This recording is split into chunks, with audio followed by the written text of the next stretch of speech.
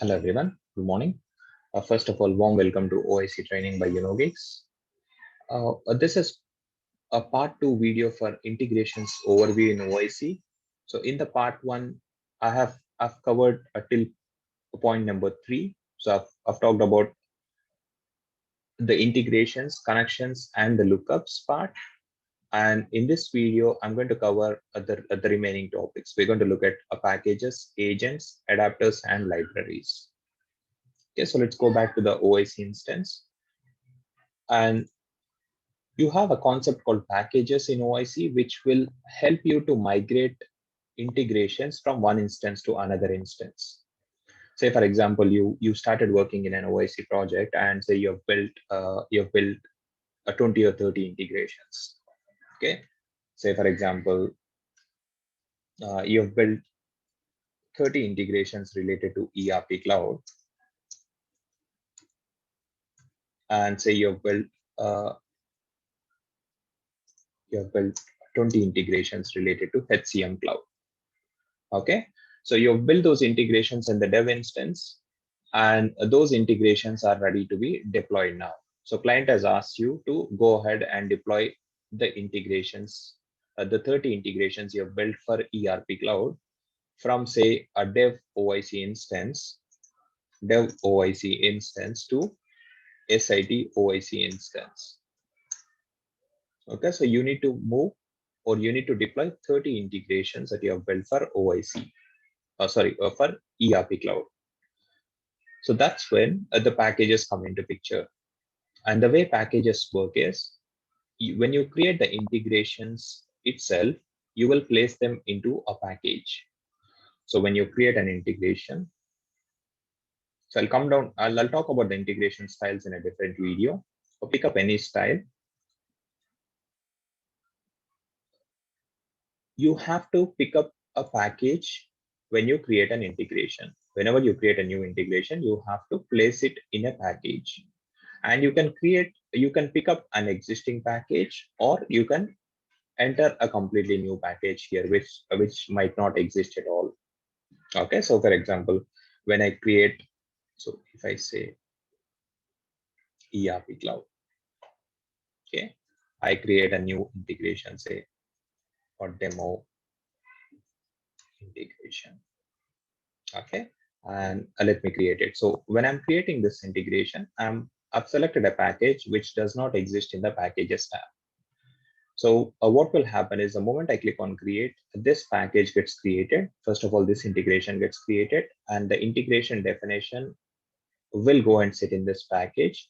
The package gets created as well. Integration package, both of them will get created, and the package will capture the definition of the integration.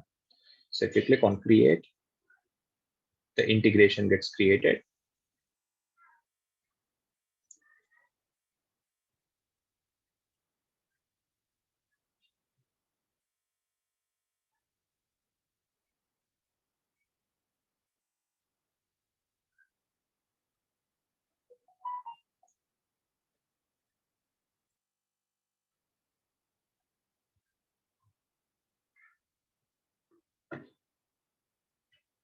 Okay, so let's close the integration designer page. So we'll talk about the options available in here when we build our first integration.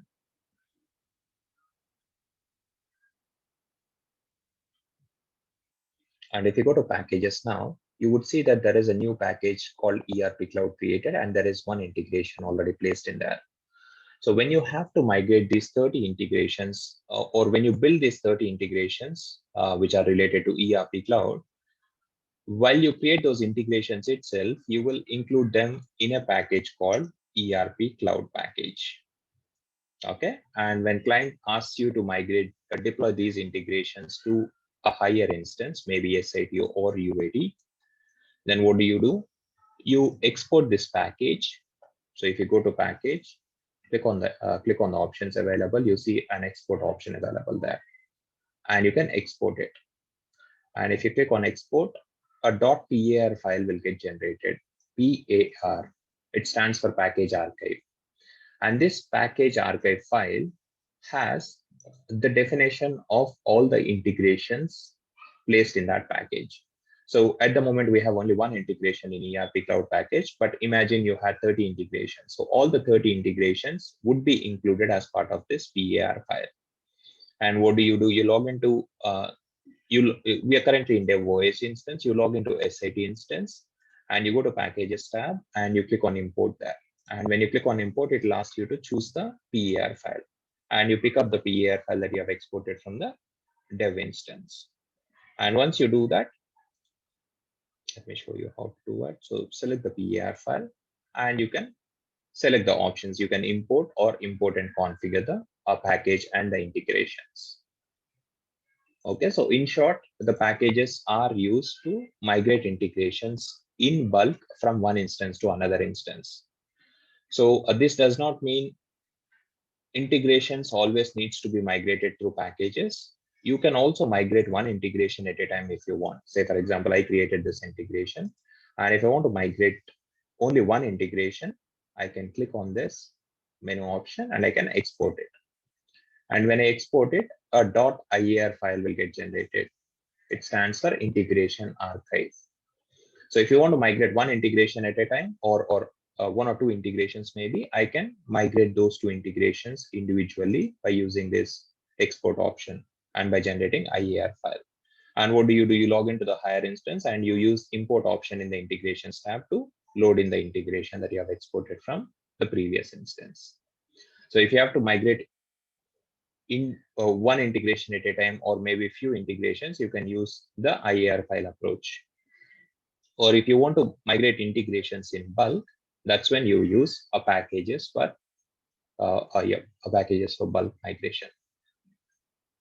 And apart from packages, you've got agents concept in OIC.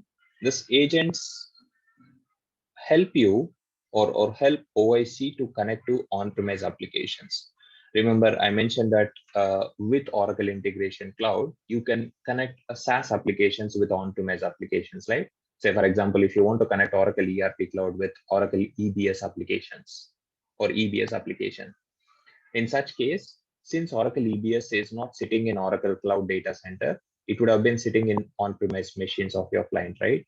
So in such cases, you can create an agent and this agent is called as a connectivity agent.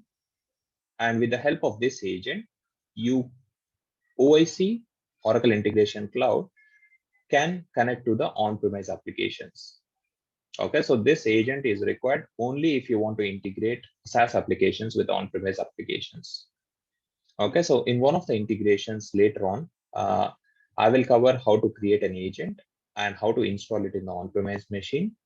And I'll also show you how to use that agent configuration in the connection. And I'll also further show you how to use the connection in the integration flow to connect the SaaS application with on-premise applications. For now, all you need to know is agents. Yes, you can create an agent group. Click on the create button, and you can say a demo agent. Click on create. That creates an agent group. And all you need to do is go ahead and download the connectivity agent.zip file. So you download the connectivity agent from here, and you go to a machine where you're go to your on-premise machine and install this connectivity agent that you download from here. And once the agent is installed and up and running, you can use this agent in the connections. Say, for example, if you want to talk to eBusiness Suite application, you download this connectivity agent and install it in EBS server. And once the agent is up and running in EBS server, you can go to connections. You can create a new connection. You can search for eBusiness Suite adapter.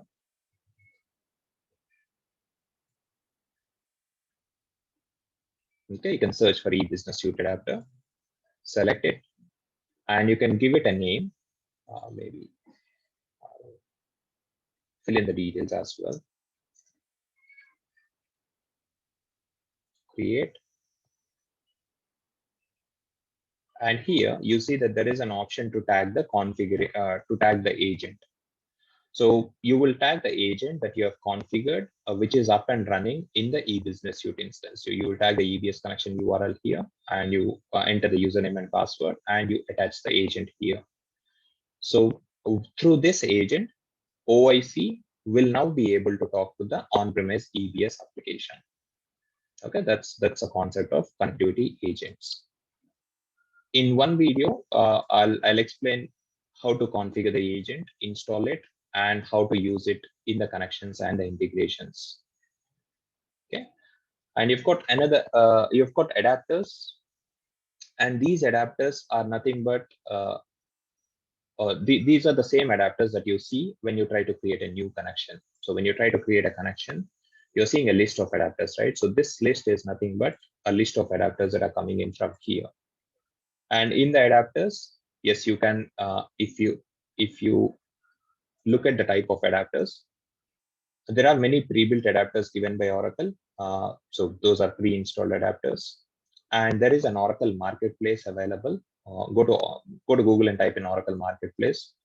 And in that URL, you will be able to see some adapters given by other companies. So you can download and install them as well and use them in the integration flows later on. Okay, so you can look for the adapter here. And so if you have an adapter here, that means you can connect to that system with the help of connection. So you can create a connection by picking up an adapter. So one of the common questions that students ask me here is, what if I don't find an adapter for a system I want to talk to? So say, for example, I've told you that there are n number of adapters available here, but what if there is an application that I want to talk to from OIC, but that application doesn't have an adapter here? In such case, you can make use of a SOAP adapter or a REST adapter. So what you need to do is you need to,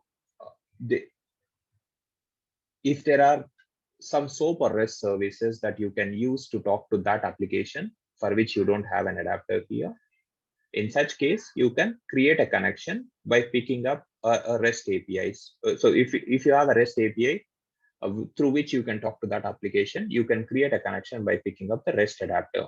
Or if you have SOAP services that you can use to interact with that application, you can create a SOAP connection and key in the WSDL URL. Okay, so in the later videos, I'll show you how to use the SOAP adapters as well as REST adapters. And the last one is the libraries. So if you want to use some JavaScript libraries, say, for example, if you have some common utility functions like a date format function or a string concatenation function, or if you need some functionality like that, a common functionality which you want to use across integrations, then what you can do is you can create a JavaScript library. Okay, so you can, if you just go to Google and type in JavaScript file for concatenating strings or for formatting dates, there will be plenty of blocks. You can just get the script from there and upload it here. And once you create a JavaScript library, once you register a JavaScript library here, you can go ahead and use that. You invoke the JavaScript library in the integration flows. Say, for example, you want to concatenate 3 strings. Okay, or say 2 strings or 3 strings. What do? You search for a JavaScript function which will help you to do it, and you register that here, and then you wherever there is a requirement in whatever integrations there is a requirement to, or wherever you have a requirement to concatenate strings, you go ahead and invoke this library that you have created. Okay, so that's all about the other options available in the integrations designer work area, guys. Thanks for watching this video. So in case you are interested in Oracle Integration Cloud training by UnoGigs, please call us on this number or send a WhatsApp message, or you can email us on or at info@unogigs.com. Thank you.